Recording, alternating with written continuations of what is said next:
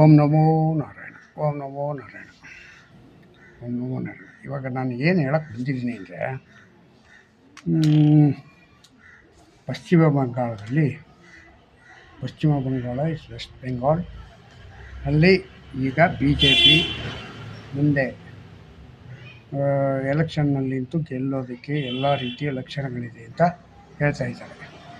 SIR ಇಂದ ತುಂಬ ಸರ್ವೆಗಳಾಗಿದೆ ಮತ್ತು ಅವರು ಸುಮಾರು ಓಟ್ಗಳನ್ನೀಗ ಚುನಾವಣಾ ಆಯೋಗದವರು ಡೆಲೀಟ್ ಮಾಡಿದ್ದಾರೆ ಅಂತ ಸುದ್ದಿ.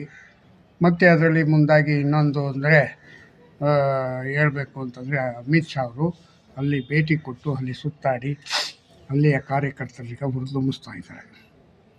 ಇನ್ನು ನೆಕ್ಸ್ಟ್ 2 ತಿಂಗಳಲ್ಲಿ 3 ತಿಂಗಳಲ್ಲಿ ಎಲೆಕ್ಷನ್ ಬರ್ತಾ ಇದೆ ಅಲ್ಲಿ. ಅದಕ್ಕೋಸ್ಕರ ಈಗಲೇ ಅವರು ತಯಾರಿ ನಡೆಸ್ತಾ ಇದ್ದಾರೆ. ಮತ್ತು ಪಶ್ಚಿಮ ಬಂಗಾಳದಲ್ಲಿ ಅದಿಲ್ ಚಂದ್ರನ್ ಚೌಧರಿ ಅವರು MP ಆಗಿದ್ದರು. 3 ಬಾರಿನೋ 4 ಬಾರಿನೋ MP ಆಗಿದ್ದರು. ಅವರು ಈಗ BJPಗೆ ಬರ್ತಾ ಇದ್ದಾರೆ ಅಂತ ಸುದ್ದಿ ಹೇಳ್ತಾ ಇದ್ದಾರೆ. ಏನೋ ನರೇಂದ್ರ ಮೋದಿ ಅವ್ರಿಗೆ 2 ದಿನ ಮುಂಚೆ ಭೇಟಿಯಾಗಿ ಈಗ ಅವರು BJPಗೆ ಬರುವ ಎಲ್ಲ ಲಕ್ಷಣಗಳು ಇದೆ ಅಂತ ಹೇಳ್ತಾ ಇದ್ದಾರೆ. ಮತ್ತು ಆವಾಗ BJPಗೆ ಇನ್ನೊಂದಷ್ಟು ಶಕ್ತಿ ಬರುತ್ತೆ. ಅವರು ಅದಿಲ್ ಚೌಧರಿ ಯಾರಪ್ಪ ಅಂದರೆ ಕಾಂಗ್ರೆಸ್ ಪಕ್ಷದ MP, ಮಾಜಿ MP. ಅವರು ಈ ಸತಿ ಸೋತ್ಬಿಟ್ಟಿದ್ರು. ಯಾರ ವಿರುದ್ಧ ಸೋತಿದ್ರು? ಯೂಸುಫ್ ಪಠಾನ್ ಎದುರುಗಡೆ ಸೋತ್ಬಿಟ್ಟಿದ್ರು. ಹಂಗಾಗಿ ಅವರು ಹಂಗೆ ಇದ್ದರು. ಮತ್ತು ಕಾಂಗ್ರೆಸ್ಸಲ್ಲಿ ಅವರಿಗೆ ಸರಿಯಾದ ಸ್ಥಾನಮಾನ ಕೊಡಲಿಲ್ಲ, ಅವ್ರನ್ನ ಸರಿಯಾಗಿ ನಡೆಸ್ಕೊಳ್ಳಿಲ್ಲ ಅವರು. ಹಂಗಾಗಿ ಅವರು ಈಗ BJP ಎತ್ತಕ್ಕೆ ಮುಖ ಮಾಡಿ ಕೂತಿದ್ದಾರೆ. ಮತ್ತು ಇನ್ನೊಂದು ಏನಪ್ಪ ಹಂಗಂತಂದರೆ, ಸುಮಾರು ವೆಸ್ಟ್ ಬೆಂಗಾಳಲ್ಲಿ ಇದರಲ್ಲಿ ಏನಾಗಿದೆ ಅಂತಂದರೆ, ರೋಹಿಂಗ್ಯಾ ಗ್ಯಾಂಗು ಮತ್ತು ಯಾರು ಬಾಂಗ್ಲಾದ ಇವರೆಲ್ಲ ನುಸುಳುಕೋರೆಲ್ಲ ನುಗ್ಗಿ ನಮ್ಮ ವೋಟರ್ ಲಿಸ್ಟ್ ಮಾಡಿಕೊಂಡು ಮತ್ತು ಏನು ರೇಷನ್ ಕಾರ್ಡು ಎಲ್ಲ ಇದನ್ನು ಮಾಡೋದಕ್ಕೆ 20,000 ರೂಪಾಯಿ ಅಂತೆ. 20,000 ರೂಪಾಯಿ ಕೊಟ್ಬಿಟ್ರೆ ಎಲ್ಲ ಮಾಡಿಕೊಡ್ತಾರಂತೆ. ಆ ಥರ ಒಂದು ಟ್ರೆಂಡ್ ಇದೆಯಂತೆ ಕಲ್ಕಟ್ಟಾದಲ್ಲಿ. ಹಾಗಾಗಿ ಅಲ್ಲಿ ಏನು ಗೊತ್ತಾ, ನುಸುಳುಕೋರರು ಲಕ್ಷಾಂತರ ಜನ ಇದ್ದಾರೆ.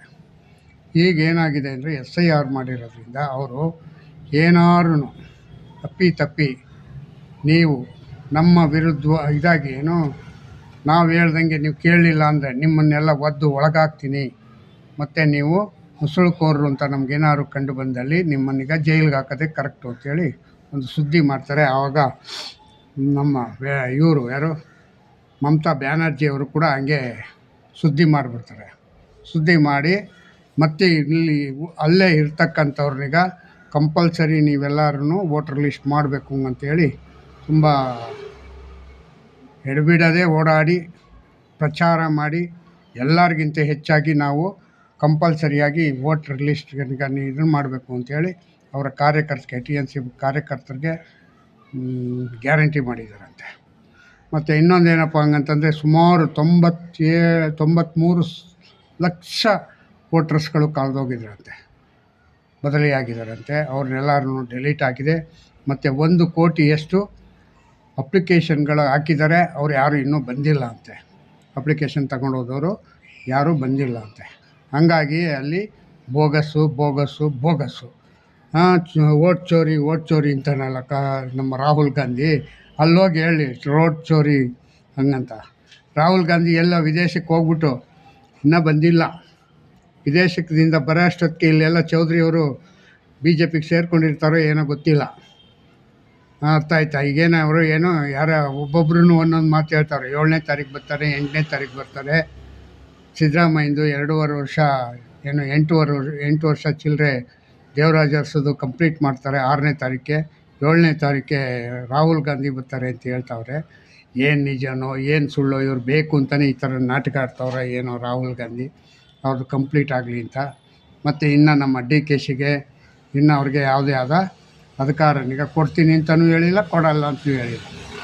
ಪಾಪ ಅವ್ರನ್ನ ಅತಂತ್ರ ಸ್ಥಿತಿನಲ್ಲಿ ಇಟ್ಬಿಟ್ಟು ಅವ್ರನ್ನ ಕಂಗಾಲಾಗಿ ತುಂಬ ಅಧ್ವಾನ ಆಗಿದ್ದಾರೆ. ಅದಿರಲಿ. ಇವಾಗ ವೆಸ್ಟ್ ಬೆಂಗಾಳಲ್ಲಿ ಏನಾಗಿದೆ ಅಂತಂದರೆ, ಈಗ ನೆಕ್ಸ್ಟ್ ಬರ್ತಕ್ಕಂಥ ಎಲೆಕ್ಷನ್ಗೆ ಅವರು ತಯಾರಿಗಳನ್ನ ಮಾಡ್ತಾಯಿದ್ದಾರೆ. ತಯಾರಿ ಅಂದರೆ ಹೆಂಗಂದರೆ ಭಯಂಕರ ತಯಾರಿ. ಮತ್ತು ವೆಸ್ಟ್ ಬೆಂಗಾಲಿಂದ ಸಾಕಷ್ಟು ಜನರಿಗೆ ವೋಟರ್ ಲಿಸ್ಟ್ ಈ ಸತಿ ಇರೋಲ್ಲ.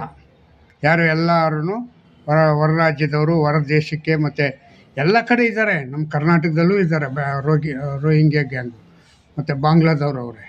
ಎಲ್ಲ ಕಡೆ ಏನು ಗೊತ್ತಾ, ಅಲ್ಲಿ ಸಂಪಾದನೆ ಇಲ್ಲ, ದುಡಿಮೆ ಇಲ್ಲ, ಮತ್ತು ಅವರು ಬದುಕೋದಕ್ಕಾಗಲ್ಲ ಅಂದಾಗ ಏನು ಮಾಡ್ತಾರೆ ಗೊತ್ತಾ, ಊರು ಅಲೀತಾ ಇದ್ದಾರೆ. ಒಂದೊಂದು ಜನ ಇಲ್ಲಿಯೂ ಕೂಡ ಬೆಂಗಳೂರಲ್ಲಿ, ಕರ್ನಾಟಕದಲ್ಲಿ ಕಾಫಿ ಎಸ್ಟೇಟ್ಗಳೆಲ್ಲ ಅವರೇ ಇದ್ದಾರೆ.